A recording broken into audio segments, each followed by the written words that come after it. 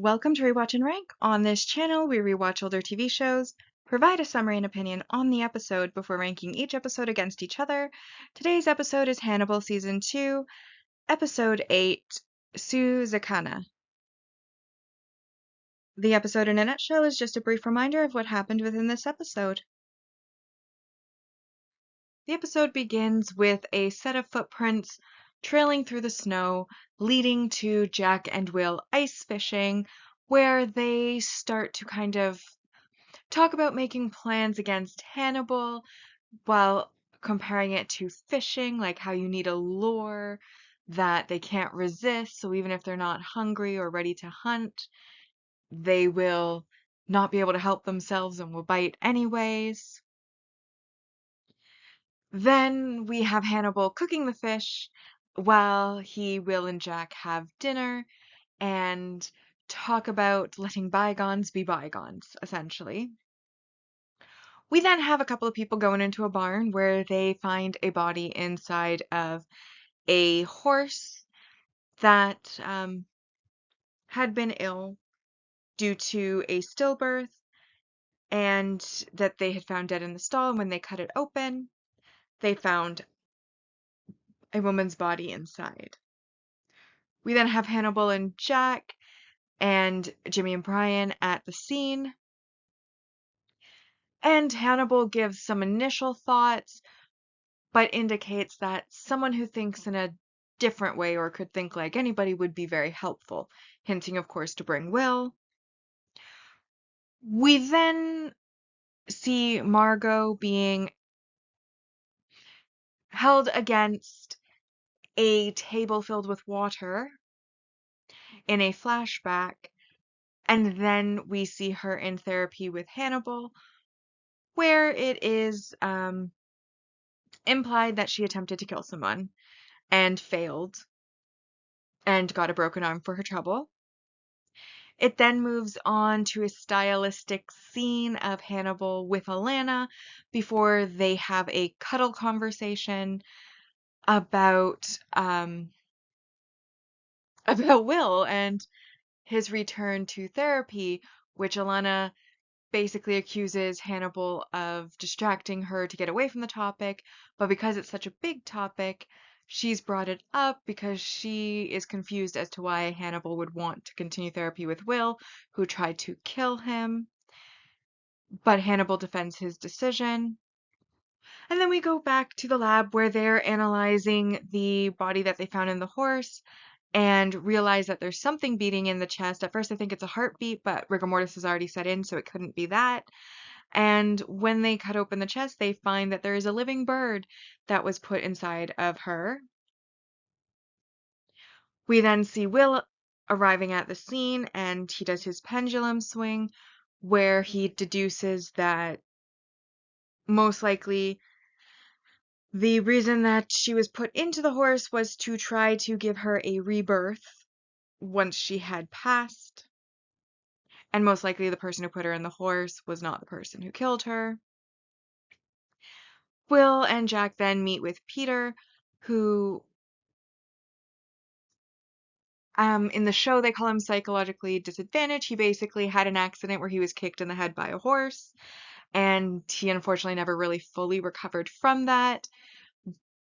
And he basically loves animals, takes care of animals, and heals them. And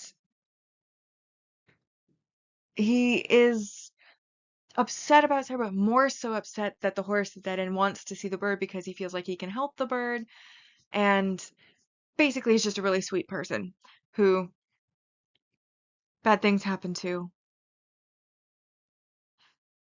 But basically, by the end of the meeting, Will tells Jack that Peter isn't the murderer, but would likely know who is. And if he was the murderer, he definitely didn't mean to because he's not the killing type. We then move on to Hannibal and Will discussing the case in therapy. Then they move on to Hannibal questioning exactly why Will resumed the therapy. Before Hannibal then asks Will if he still fantasizes about his death, and Will says that he does. which then Hannibal wants to know, well, how would you do it if you did it? And Will says that he would do it with his hands. Then Hannibal asks the question everybody wants to know, does Will still want to kill him? And Will kind of licks his lips a bit and says that he doesn't want to kill Hannibal anymore, not now that he finally finds him interesting.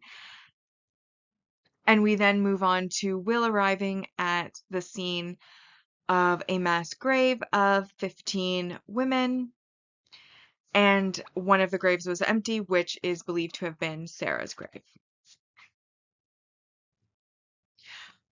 We then move on to Hannibal again meeting with Margot, and this is when we learn that it's about her brother and how everybody has already forgiven her brother, but she's still in therapy, and how she doesn't think her brother is going to change his behavior. And essentially, she wants to try again, and Hannibal advises her that if she is going to try again, she either has to make sure she will succeed or find somebody who will do it for her. We then move on to Will meeting with Peter, and he brings the bird that was inside of Sarah so that they can talk about Sarah. And Peter essentially indicates that he does know who killed Sarah, but that he doesn't think anyone will believe him, that the person will make sure that nobody believes him. And so Will promises that he will do what he can to make sure that he is believed and promises to help him. We then move on to Alana interviewing Clark Ingram, who is a social worker, while Jack and Will observe with Hannibal behind like the one-way mirror and or two-way mirror. I can't remember the one where like it's a mirror on one side, but the other side you can see through. I can't remember if that's a two-way or a one-way mirror. I feel like one way because you're seeing it on one side and then the other side is a window. Anyways, it's either a one-way or two-way mirror. Where was I? Right. And then they're kind of discussing Clark's reactions, how they're indicative of potentially a psychopath, but um, ultimately they have nothing to hold him on, so Jack has to let him go. We then have Peter arriving at the barn and finding a dead horse, which happened to be the horse that kicked him in the head, and he's devastated because he never believed the horse meant to kick him in the head, that she was just scared, and now Clark has killed the horse.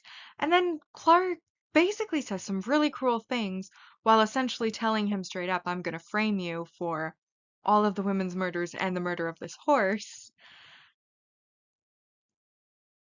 And meanwhile, Hannibal and Will are driving towards the farm, and Hannibal is kind of paralleling Will and him to Clark and Peter, because Will obviously has had the situation where he knows someone's a murderer, tries to point the finger, no one believes him, and Peter's kind of going through that with Clark. And Hannibal is talking about how if he's able to help Peter, then he'll feel like he can help himself, and so on and so forth. They then arrive at the farm to find Peter sewing the horse closed. Will asks him straight up, "Is your social worker in the horse?" And Peter's like, "Yeah, he's in there." And Will comforts Peter and basically says like he didn't like what was done to him was cruelty for cruelty's sake. He didn't he Clark may have deserved, his comeuppance, but Peter didn't deserve to have to be the one to do that. And he's kind of comforting Peter about killing Clark, but then Peter reveals that he didn't actually kill Clark. He just wanted him to suffocate and understand the pressure that he has put on other people, indicating that he sewed him into the horse alive. We then see Clark basically crawling and forcing and fighting his way out of the horse. And Hannibal basically suggests that Clark go back inside when he comes out and then moves to the side, and we find Will pointing a gun at Clark and basically contemplating killing him. But Hannibal then kind of tells Will that he understands that it feels good to do bad things to bad people, and Will agrees, but that Hannibal wants him, if he's going to kill, to do it for himself, not for Peter or somebody else. Hannibal then kind of prevents him, like he grabs the gun from Will's hand, and then he like grabs Will's head and is like, "Oh my gosh, I could never fully predict you, even at like our best, I could never fully predict you. You know, you can feed the caterpillar, whisper through the chrysalis, but you know what hatches? That's completely beyond him." And he is just so proud that Will was contemplating murder. And that is actually where our episode ends, on that scene. Now that we've been reminded about what happened in the episode, it's time to rank the episode. As always, we'll be ranking first on our mostly objective ranking list, and then followed by the personal ranking list. So now we come to our mostly objective rank values, and our first value is our multi-episode supporting character introductions, and that is Peter Bernardone and then Clark Ingram. Peter, of course, is suffering from the lasting effects of an injury that he received and is not believed, while Clark Ingram is supposed to be his social worker, but has been very cruel to him and happens to also be a serial killer. And it is uncovered that there are at least 15 bodies. And then the killer in the woman who died in this episode, who was in the horse, Sarah as well. So 16 known victims of Clark, and Peter tries to let the police know, and while Will believes him, Jack doesn't really have any evidence and so can't actually hold him. And then, of course, Clark goes after Peter to frame him, and then Will and Hannibal arrive, and it's a whole thing. Either way, that's 2 each, so 4 points. We then have a multi-season supporting character introduction, which is Margot Verger, who is basically one of Hannibal's patients. She is in therapy for attempting to kill her brother and failing, because her brother is supposedly very cruel but also very favored by the family. And Hannibal kind of hints at her that, you know, it probably would have been even more therapeutic for her had she actually managed to succeed in killing her brother, but since she didn't, if she is planning to try again, make sure she actually succeeds this time, or hire someone else to do it for her. Is essentially what their 2 sessions boil down to. And she's worth 3 points. We then have our multi-season supporting character development, in which Brian apologizes to Will, stating that he had wanted Will to be guilty, and he never bothered to look or even consider looking further, and that maybe if he had done so, Beverly wouldn't have looked alone and would have come to him and Jimmy for help, and maybe wouldn't have suffered the fate that she did. And now that Will has proven innocent, he is, of course, apologizing to Will for having so readily believed that he was guilty. Actually, instead of development, I really should call this growth. In fact, I am going to change it to multi-season character growth, not development, as I originally said. Either way, though, it is also still worth 3 points, which brings us to 10 points total for the episode. However, there is, of course, a negative, and that's -2. And this is the negative messaging or behavior, which is that Will attempts to murder. Luckily, Hannibal's there to stop him because he's not killing in the way Hannibal wants him to. He's trying to kill for somebody else, and Hannibal really only wants Will to kill if it's for himself. But attempted murder is a crime, so that then is the negative messaging and behavior. And the total for this episode is 8 out of 10. So we come now to our season 2 ranking so far, and on our mostly objective ranking, in first place we have Kaiseki, followed by Mukazuke, Futomono, Yakumono. This episode, Suzakana is in 5th place, Hasan, Sakazuke, and then in last place so far is Takiwase. So as for my personal ranking, I do think that the plot on this one was pretty good. I'll be honest, I was a bit disturbed by the animal mutilation, the implanting a bird in somebody's body before then implanting said body into a horse. And then even at the end, the social worker being sewn alive into a horse. That was a bit disturbing for me. Big time disturbing for me. I also wasn't very aesthetic.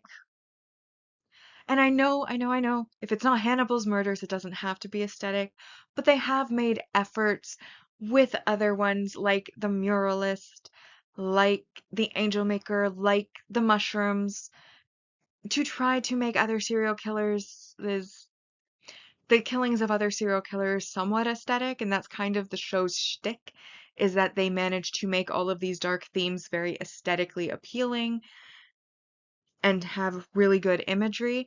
I also felt like there wasn't a lot of imagery within this episode. Um, so it was a bit, from that side of things, a little bit lackluster. But I do, as always, enjoy the Hannibal Will interactions, especially now that they're both out of prison. Or, well, Will's out of prison. Hannibal always was, but now that they're both in the real world, neither one of them behind bars, I genuinely am really enjoying them trying to navigate, like Will basically going back to Hannibal in therapy, but then also still having his walls up and not quite forgiving him. But I really enjoyed the last scene of this episode where Hannibal was just so proud that Will wanted to murder somebody. The whole analogy with the feeding the caterpillar, whispering to the chrysalis, but not being able to predict what would hatch. And oh my God, I'm so proud of it, what would hatched. It just, I was like, this is a great scene. I do think that Peter was an incredibly likable character, but he does elicit a lot of pity.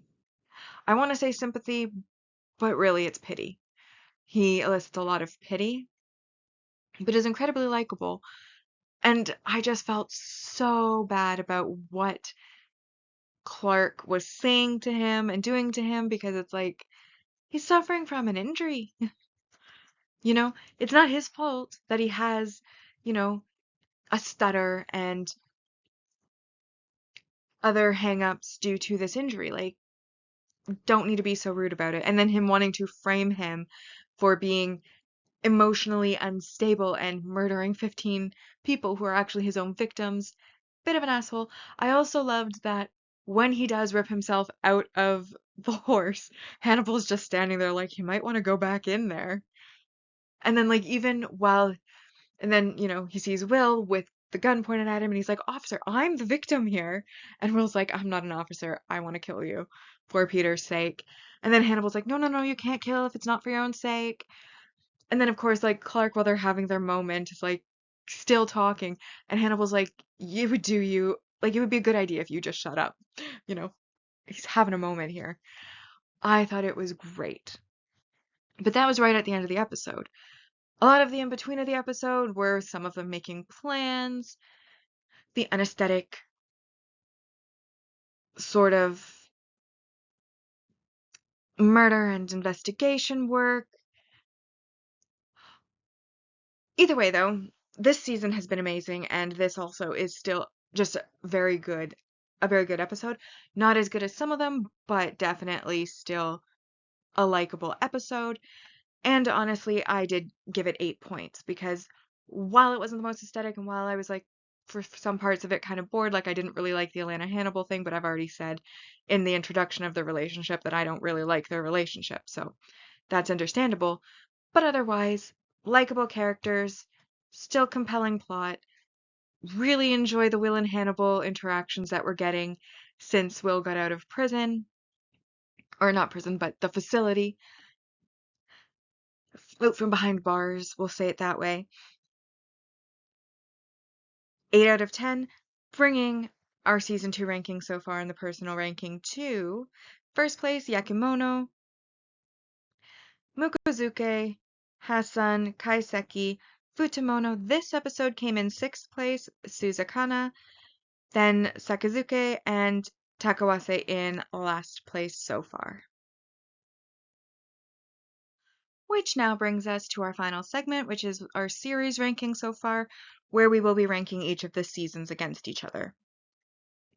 So, first up on our mostly objective ranking, we had season 1 concluding with a score of 83.85%, and season 2 so far has gathered 63 points out of a maximum possible 130. Meanwhile, on the personal ranking side, season 1 concluded with a score of 66.92%, and season 2 so far has earned a total of 69 points out of 130.